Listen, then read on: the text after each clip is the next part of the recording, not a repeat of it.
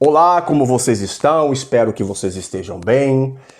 No vídeo de hoje darei início a uma série de vídeos, os quais abordarei partes do meu livro Necrostesia, a Epifania da Putrefação segundo Cioran. Este livro foi publicado ano passado, 2025, pela editora Diálogo Freiriano. E esse livro ele é o resultado de um trabalho acadêmico realizado para conclusão de curso de filosofia lá em 2009 a 2011. Ele foi um trabalho monográfico e costumo dizer que ele foi um trabalho que vivenciou plenamente os conceitos propostos pelo filósofo franco-romeno Émile Mihai Cioran. Cioran escreve a partir de rupturas orgânicas. Cioran escreve a partir de vivências que emergem diante da sua correlação com o cotidiano. O pensamento cioraniano não é uma estrutura, o pensamento cioraniano não é um edifício epistêmico, não é um pensamento sistematizado, não é um pensamento que tem como base propor qualquer tipo de solução ou conceitos ou conjuntos teóricos.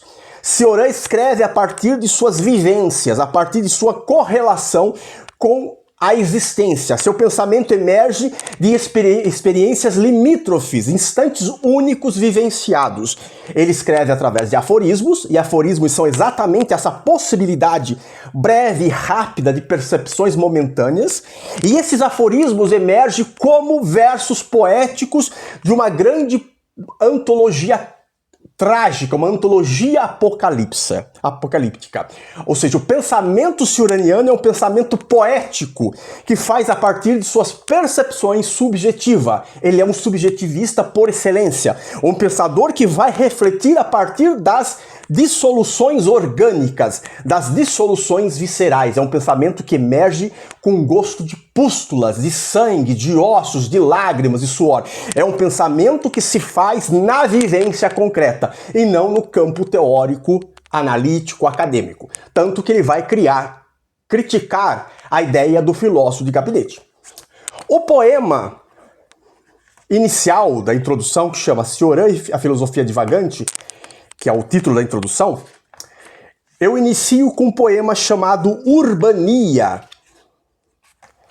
E esse poema vai narrar a interação com o horário de pico. É um poema que nasceu da vivência das minhas caminhadas às 6 horas da tarde, às 6 horas da tarde, pressentindo e percebendo todos aqueles lampejos de percepção que o horário de pico e o final do dia nos proporciona. O poema diz o seguinte: rufam crepusculares tambores, descem penúmbricas cortinas sobre vespertinas abóbodas, o firmamento cinza coberto de chagas rubras anuncia o desfalecimento do dia. No horizonte alaranjado, o astro-rei oculta-se silencioso. É a 18ª hora. As badaladas dos sinos ecoam frenéticas entre as arcadas curvilíneas da torre da antiga Catedral Gótica Metropolitana, sinalizando o horário de pico. Avenidas lotadas, fumaças negras ofuscam os olhos, exalando dióxido de carbono para dentro dos pulmões cansados das pessoas. Carros alucinados percorrem as ruas, buzinando uns para os outros nas esquinas dos semáforos. Caminhões engarrafados na rodovia principal da cidade, em meio ao apitar estrondoso do trem-bala em alta velocidade no viaduto ao lado. Pessoas afobadas caminham nas calçadas, todas desejosas de chegarem o mais rápido aos seus lares. Após mais um dia infernal de labuta, prédios luxuosos de palacetes contrastam-se com os casebres e entulhos de lixo, separados apenas pelo pútrido e mal cheiroso rio, contaminado pelos tóxicos do progresso. Profissionais do sexo caminham com roupas extravagantes para mais uma noitada. Garotos percorrem os guetos para desfrutarem suas pedras e depois saírem para os pequenos furtos. Eis a epifania do caos urbano. Ou seja, essa abertura é um conclame à percepção caótica dos horários de pico. As grandes cidades, prédios, arranha-céus, rios poluídos, pessoas afobadas, carros alucinados, as badaladas do sino da Catedral Gótica, que nos remete muito bem à Catedral da Sé na cidade de São Paulo, ou seja, pessoas indo para consumir substâncias ilícitas, profissionais do sexo, ou seja, é realmente o caos emergido das horas vespertinas. E essa abertura é um chamado para percebemos o pensamento cioraniano enquanto um pensamento poético, uma poesia que é feita a partir das desordens orgânicas, das percepções, das angústias, das euforias, ou seja, um pensamento das vísceras. Assim, né, nós temos esse início, né, a Urbania, um poema. Eu uso um poema meu para a abertura de cada um dos capítulos. Então todos os capítulos terão um poema, que é fazer essa correlação com poesia e filosofia e percepções subjetivas. A imagem inaugural nos traz o caos metropolitano. A introdução inicia com o diagnóstico existencial e a partir da experiência urbana. Não há uma só pessoa que resida nos grandes centros urbanos que não tenha presenciado a irrupção perturbadora dos horários de pico, a emergência suprema do caos metropolitano. O horário de pico demonstra a própria materialização do ser humano em ações, refletindo muito bem o seu próprio estado de espírito, o estado de espírito contemporâneo que é perpassado por esse caos, e esse caos que se reflete na figura da metrópole. O caos não é uma circunstância, ele apresenta como um sistema estrutural. O caos, nesse contexto, ele é a própria base que sustenta a realidade do homem megalopolitano contemporâneo. O caos é aquilo que dá sustância e que provoca fissuras, que provoca rachaduras e que questiona toda a tentativa de organização que se tenta dar para o pensamento contemporâneo. A figura da metrópole é um exemplo claro da desordem que nos remonta às entranhas conflitantes do ser humano do século XX e XXI. O século XX e XXI é um século de transição, um século onde o próprio pensador Bauman vai falar onde a modernidade se torna líquida, onde os sólidos e as estruturas e todos os alicerces começam a ruir. E o caos, ele vai refletir essa dinâmica, essa força, esse fator que vai impulsionar todos os movimentos. O caos, ele é a desordem que remonta às entranhas conflitantes do homem do século XX e XXI. A metrópole, nesse contexto, ela pode ser entendida a partir de 4 fatores: a desordem interior, o conflito estrutural, a ruptura da harmonia moderna e a fragmentação psíquica. Essa desordem interior que se faz em turbilhão diante das percepções limítrofes que a sociedade contemporânea nos apresenta. É uma sociedade fragmentada. Há um conflito nas estruturas. As estruturas sistemáticas que buscava dar ordem, buscava dar sentido para a existência, começam a ruir. E o caos está ali exatamente como esse furor, como esse ácido efervescente roendo tudo e todos. Essa ruptura da harmonia que tentou se constituir através da modernidade. Essa liquidez, né, esse ato líquido, ou seja, os sólidos se dissolveram, como assim o próprio pensador Bauman vai falar, né, em modernidade líquida. E aqui nós temos a fragmentação psíquica. A psique do homem contemporâneo, ela é exatamente fragmentada, são percepções limítrofes, são momentos únicos, e é exatamente nessas fissuras, nesses sulcros, né, que se fazem por entre as estruturas, que surge a filosofia divagante, a filosofia que se emerge a partir de um turbilhão orgânico. Um outro olhar interessante, né, um deslocamento de olhar, é constatar que só se pode compreender o ser humano contemporâneo quando nos afastamos dos espaços aparentemente normais e adentramos na marginalidade e na esquizofrenia. Marginal não é mais o centro que deve voltar-se a atenção, mas sim as margens. E as margens, nós sabemos que que o universo marginal ele cresce de forma desordenada, são aberturas cada vez mais, a cidade vai crescendo e a periferia vai se constituindo como microcidades em torno de grandes cidades. Essa fragmentação, e aqui o conceito de esquizofrenia não é no seu sentido patológico psiquiátrico, mas no sentido de fragmentação do eu, o esquizo, né? O eu que se fragmenta, o eu que se molda em múltiplas camadas. E isso encontra-se em latência no ser humano. O ser humano traz essa fragmentação e na medida que ele vai interagindo com o caos urbano, ele vai presenciando essas rupturas. A fragmentação do eu como condição contemporânea. Esse é o primeiro núcleo conceitual a qual a introdução nos traz. Constatar que o fragmento é aquilo. Nós temos que observar o fragmento, não mais a totalidade. E esse fragmento se faz através de outros fragmentos. E aqui eu traria um outro conceito, que não está na obra, mas poderíamos correlacionar, que é o conceito de rizoma. O rizoma não tem um objetivo. O rizoma não tem uma teleologia, uma finalidade. O rizoma apenas manifesta. É manifestação, é abertura de possibilidades. E é essa fragmentação do eu que se faz a partir das percepções ciranianas. Cioran, ele é um pensador, né, como já foi falado, que não está preocupado com uma questão epistêmica. Né? Ele não tem o objetivo de nos trazer verdades, nos trazer doutrinas, conjuntos de ideias, ou seja, ele escrevia apenas para constatar a sua insignificância enquanto um ser que caminhava insone.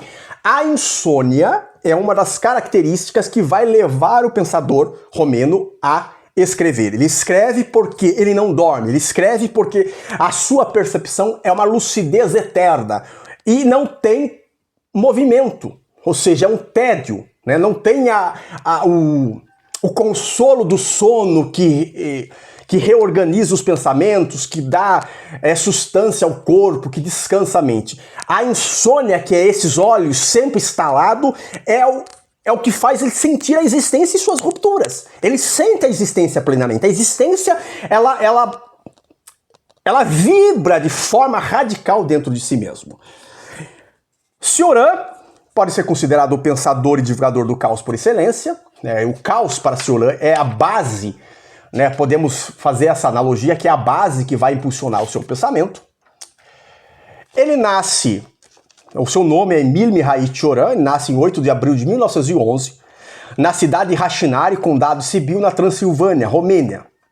E vai morrer em 20 de junho de 1995, em Paris, na França. Ele era filho de Emilian Cioran, um padre ortodoxo romeno, e de Elvira Comăneciu. Ele nasce num contexto muito interessante. A Romênia é um país da Europa Oriental, um país que estava naquele momento passando por processos de transição, né? Havia toda uma efervescência social e política, né? Havia ali toda uma influência de pensadores que vão exatamente questionar a lógica e a coerência da existência. Cioran nasce num berço ortodoxo e a Romênia é um país que tinha forte influência ortodoxa e ao mesmo tempo lendas, narrativas míticas, folclóricas eram muito presentes. Esse universo entre mística religiosa, porque a Igreja Ortodoxa ela tem um lado mais místico do que a Igreja Católica Romana, e mais as lendas, criou um universo recheado de símbolos, de metáforas, de imagem. Então Cioran, de certa forma, ele tem uma escrita mística, mas não uma mística que busca transcendência, uma mística que busca constatar o caos existencial, e isso vai perpassar em seu pensamento. Ele vivenciou desde sua infância o tradicionalismo religioso de sua família pertencente à Igreja Ortodoxa e o misticismo romeno recheado de lendas e crenças populares. Ele vai se formar no ensino secundário no colégio Gheorghe Lazar em Sibiu, uma instituição tradicional fundada no século XVIII, referência humanista na Transilvânia, onde Cioran teve formação clássica em literatura, filosofia e cultura alemã, desenvolvendo ali sua insônia crônica, experiência decisiva em sua obra. Ou seja, ele teve contato com muitas informações clássicas. Cioran, ele adentra o universo acadêmico, o universo intelectual. Então ele traz ao mesmo tempo essa base ortodoxa, de princípios ortodoxos, de princípios folclóricos, esse misticismo, e ao mesmo tempo vai fundir aí com todo esse arcabouço intelectual já no ensino secundário. Cioran vai para a Universidade de Bucareste, centro intelectual romeno da década de 30, onde integrou a chamada Geração 27, sobre a influência de Naé e Ionesco, convivendo com Mircea Eliade e Constantino Eichau. Ou seja, ele vai ali para o centro de uma efervescência intelectual que estava muito presente na Romênia naquele momento. Mircea Eliade é um dos grandes pensadores e historiadores da religião, que vai ser amigo dele até o final da vida. Ele vai defender uma tese sobre Henri Bergson, onde ele vai estudar a noção de duração e intuição como experiência temporal. Então ele já vai ali buscar o conceito de intuição, né, que é essa percepção direta que vai, de certa forma, transparecendo nos seus escritos, porque para Cioran a filosofia se faz dessas percepções diretas, não tem o crivo da intelectualidade, mas sim da intuição, né? Ele recebe uma bolsa acadêmica em 1933 e vai para estudar em Berlim, na Alemanha, o período onde ele vai entrar em contato direto com o pensamento alemão contemporâneo e a observação do ambiente político pré-guerra. Ou seja, ele vai vivenciar todas aquelas efervescências históricas que estava abarcando a Europa. O Cioran vive entre guerras, né? Ele vai pegar as duas grandes guerras, ele vai sentir todo esse mal-estar causado por essa terrível desestruturação social. Cioran vai entrar em contato com o pensamento de Nietzsche, Schopenhauer. Em 1937 ele recebe uma bolsa no Instituto Francês, né, muda para Paris. Em 1942 ele vai fixar residência definitiva na França, passando a escrever exclusivamente em francês. As primeiras obras cioranianas foram escritas em romenos. Quando ele vai para a França, ele vai renegar totalmente a sua origem e vai escrever somente em francês. E vai se considerar um apátrida. Existe uma obra a qual ele vai abordar esse conceito de apátrida. Suas principais obras em romeno No Cume dos Desespero, em 1934, O Livro das Ilusões, em 1936, A Transfiguração da Romênia, em 1936 também. Em 1937 vai escrever esse livro, Lágrimas e Santos, que é um livro recheado de misticismo, onde ele vai analisar os santos, né? E em 1940 ele vai escrever O Crepúsculo do Pensamento. Durante a década de 30, Cioran manifestou proximidade intelectual com a Guarda de Ferro, movimento nacionalista romeno de caráter ortodoxo e orientação fascista, marcado por radicalismo político e ideal de regeneração espiritual da nação. Posteriormente, ele vai afastar dessas posições. Ou seja, ele vai ter contato, né, com aquela efervescência fascista que estava na Romênia.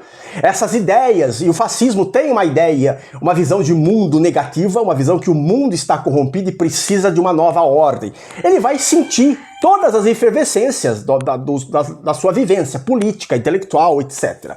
Mais tarde ele vai romper com esse pensamento, né? Ele vai escrever, inclusive, né, sobre essa ideia. A introdução menciona também, eu mencionei na introdução, algumas referências. Henri Bergson, filósofo francês, que criou a teoria da duração e da intuição, crítica ao mecanismo racional. Tudor Viano, que foi uma outra referência de Cioran, que foi um filósofo romeno, né, Tudor Viano, que trabalhou a estética e a aproximação entre filosofia e sensibilidade poética. Ele também teve influência de Naé e Ionesco, que foi seu professor na faculdade, que foi um filósofo romeno, existencialista, místico e nacionalista ortodoxo, que influenciou a sua formação direta. Lev Chestov, que foi um filósofo romeno, que foi um filósofo russo, crítico da razão e a valorização do sofrimento como experiência filosófica. Arthur Schopenhauer, que foi um filósofo alemão, pessimista metafísico, que trabalhou a vontade como fundamento irracional da existência. Friedrich Nietzsche, filósofo alemão, que fez uma crítica radical à moral tradicional, estabeleceu um pensamento trágico e niilista. Oswald Splinger, que foi um historiador e filósofo alemão, que trabalhou a teoria da decadência na civilização. Constantino Oicá, que foi um filósofo romeno que trabalhou a ontologia cultural, Mircea Eliade, que foi amigo pessoal dele, trabalhou a história da religião, estudo sobre mito sagrado.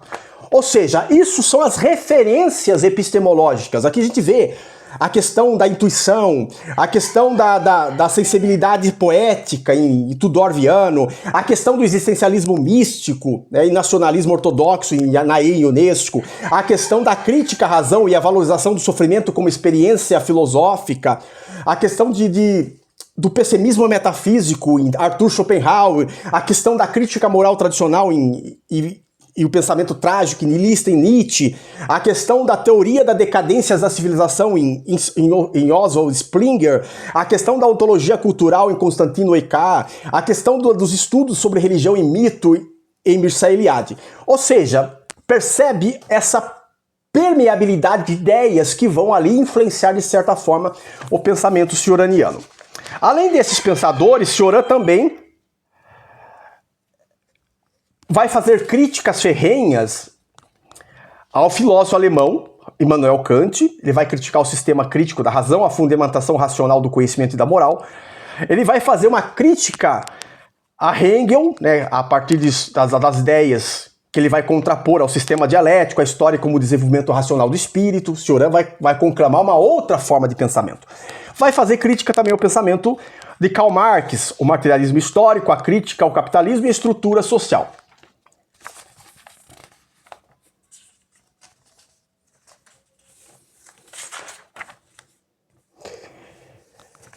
E dessa forma, Cioran vai nos introduzir uma matriz niilista, aonde essa visão do niilismo como um abismo existencial foi uma forte inspiração para Cioran. O niilismo, que é a descrença absoluta em qualquer lógica, em qualquer coerência, em qualquer sentido da existência. A compreensão da absurdidade existencial. A experiência como abismo, o confronto interior, o deslocamento metafísico. Não há mais substância, não há substância, não há um ontos, né? Não há ontologia, apenas um grande vazio, um grande absurdo que perpassa todas as coisas. Nada poderia justificar o fato de viver. A existência é um grande absurdo. O ser humano é escarrado de forma arbitrária na existência. E a partir do primeiro momento que o feto começa a desenvolver, ele já caminha um passo a mais à morte. Então a ideia de decomposição já está implícita desde o momento do nascimento. A decadência é o que permeia toda a estrutura existencial. Cioran vai fazer críticas ferrenhas aos sistemas, né? Os grandes sistemas nada mais foram do que formas de projetar na vida algum tipo de sentido que ela se recusa a ter. Ou seja, para Cioran, os sistemas são tentativas de escamotear, de forjar sentido, de criar imagem para aquilo que não tem imagem, para aquilo que não tem sentido. Ou seja, os sistemas são tentativa de negar o caos, de negar a decadência que está implícita na própria dinâmica existencial do ser. Os sistemas são construções racionais, os sistemas são projeção de sentido, os sistemas são estrutura artificial. São tentativas de construir, dar racionalidade, dar simbolidade àquilo que não tem sentido. Projeção de sentido, estrutura artificial, é uma estrutura artificial, porque não consegue dar sustentáculo para aquilo que não tem sustentáculo por princípio. Cioran vai dizer: afastei-me da filosofia no momento em que se tornou impossível para mim descobrir em Kant alguma fraqueza humana. Ou seja, Cioran vai se afastar dos grandes sistemas quando ele não consegue ver humanidade. E essa humanidade não é uma humanidade enquanto um princípio ontológico, enquanto valores, mas a humanidade enquanto esse caos, enquanto esse nada, enquanto essa absurdidade existencial. Ou seja, as fraquezas humanas, as incoerências, as inconsistências, os devaneios, os delírios, tudo isso é o que dá sustância ao ser humano. E os grandes sistemas procuraram escamotear. Não era possível ver o pensador enquanto alguém que tivesse as mesmas pulsões das pessoas comuns, né? O pensador ele é visto como aquele ser ideal, aquele dotado de sabedoria. E Cioran vai questionar Kant nesse sentido, porque Cioran buscava o humano, humano demasiado humano nos pensadores, né? Esse humano que é, por princípio, caótico, que não há lógica, não há coerência. E o sistema filosófico buscava sempre criar esta roupagem. O caos para Cioran,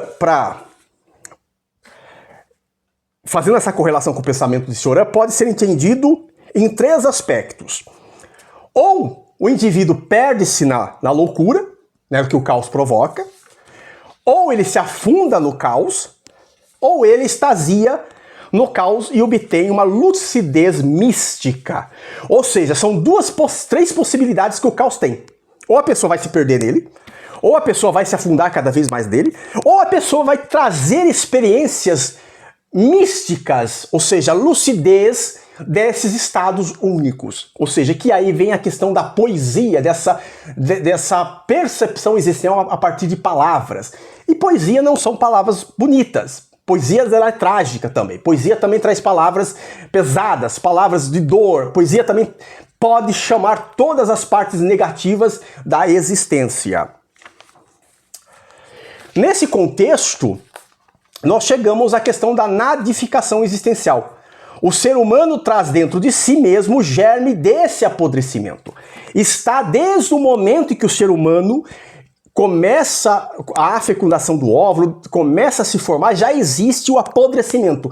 Um passo do crescimento é um passo a mais à morte, porque a morte é a grande coroadora, o grande finale da existência, ou seja, o homem caminha para a morte. A morte é essa realidade. E é uma realidade terrífica, porque não há mais, para uma crença niilista, não há mais nada além da morte. Não existe um paraíso após a morte, não existe um mundo, não existe reencarnação, não existe ressurreição. É o fim, um fim absurdo, é um fim sem sentido. O homem traz esse nada em cada ação existencial, em cada momento da existência ele vai trazer esse nada. A nadificação existencial é a grande verdade imutável no ser humano.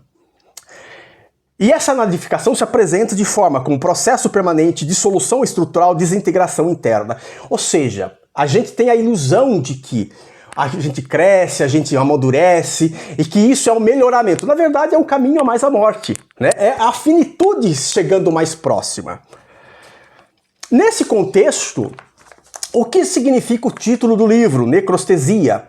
Necrostesia é um neologismo que eu criei, né, um neologismo meu, que vem do grego necros, morte, e estesia, sentir, que vem de aestese, né, de sentir, de pressentir, de ter percepções, significando a experiência sensorial e consciente da morte em sua decomposição inevitável. A necrostesia é sentir a morte em seu caráter místico, em seu caráter lúcido, em seu caráter de mensagens, percepções e entendimentos. A morte é como uma grande área que vai nos envolvendo e a gente vai percebendo, tendo sensações. E são essas sensações, essas percepções limítrofes, essas rupturas, essas fissuras, essas rachaduras em qualquer estrutura ou tentativa de dar significado que faz o pensamento emergir, um pensamento das vísceras, um pensamento que nasce das cantigas de louvor à morte. Nesse sentido, a sensação, a consciência, a decomposição e a inevitabilidade são elementos fundantes da necrostesia. Sensação, essa percepção o tempo todo, os nossos sentidos sendo bombardeados pelos lampejos de mensagem que a morte vai nos trazendo. E essa consciência dilatada pela insônia filosófica, essa insônia filosófica é o pensamento que não se adormece, o pensamento que não entra em delírios oníricos, mas que fica preso na existência tal qual ela é, crua, essa existência a gosto de sangue, essa existência que se faz a sabor de lágrimas, a desespero. E essa decomposição que está todo instante provocando desestabilidade. E essa inevitabilidade da morte. E nesse contexto, epifania, que vem no subtítulo, significa uma revelação súbita e irrefutável que ilumina a ruína do humano metafísico e racional. A epifania da decomposição é esse chamado, essa apoteose mística que leva o homem a compreender que todas as estruturas, que todas as verdades, que todos os valores são ruínas pura. Não há nada além do próprio nada, que é a própria dinâmica, que dá efervescência, que dá sabor pútedro à existência. Nesse contexto, nós temos mais duas palavras interessantes que vão ser trabalhadas na introdução, que é a ideia de intrafísico e a ideia de infracedente. Intrafísico tenta contrapor ao metafísico. Metafísico significa aquilo que está além, o universo transcendente. O infrafísico é aquilo que está para cá, dentro, que está dentro do orgânico, que está dentro do biológico, que está dentro da própria carniça em decomposição. Intrafísico é vivenciar todos os processos que acontecem no ato de decomposição. E essa infrascendência é exatamente caminhar e perceber as mensagens que isso traz. Movimento descendente, interioridade profunda. Nesse sentido, o pensamento cioraniano vai nos levar ao multiverso apocalipse. Não é um universo, é multi. São vários versos que criam contrastes, multiversos que vão criando realidades diversas, e o apocalipse. A palavra apocalipse significa, né, revelação, prenúncio do fim. O multiverso apocalíptico deve ser vivenciado. Essa vivência do colapso, essa experiência direta com a desintegração, essa reconstrução possível diante do caos ou dissolução total. Assim, a introdução nos traz uma consolidação final, o caos metropolitano, a fragmentação do eu, o niilismo como abismo, essa crítica aos sistemas, essa nadificação existencial, a necrostesia enquanto experiência contínua da decomposição, a epifania da ruína, que é a revelação da ruína, a direção intrafísica e o multiverso apocalíptico. Então, a introdução eu procurei trabalhar esses conceitos, né? Algumas citações que eu fiz aqui são citações minhas do próprio livro e outras são de Cioran. O capítulo 1, né, que vem logo após a introdução, eu vou abordar o requiem da decrepitude da filosofia à espectralidade apocalíptica. É um capítulo que vai trazer algumas ideias a partir do estilo da escrita de Cioran, a crítica que ele vai fazer à filosofia, o problema do fanatismo que ele vai constatar, a mística do nada, a espectralidade apocalíptica e a necrofagia. Espero que vocês tenham gostado e aguarde os próximos vídeos.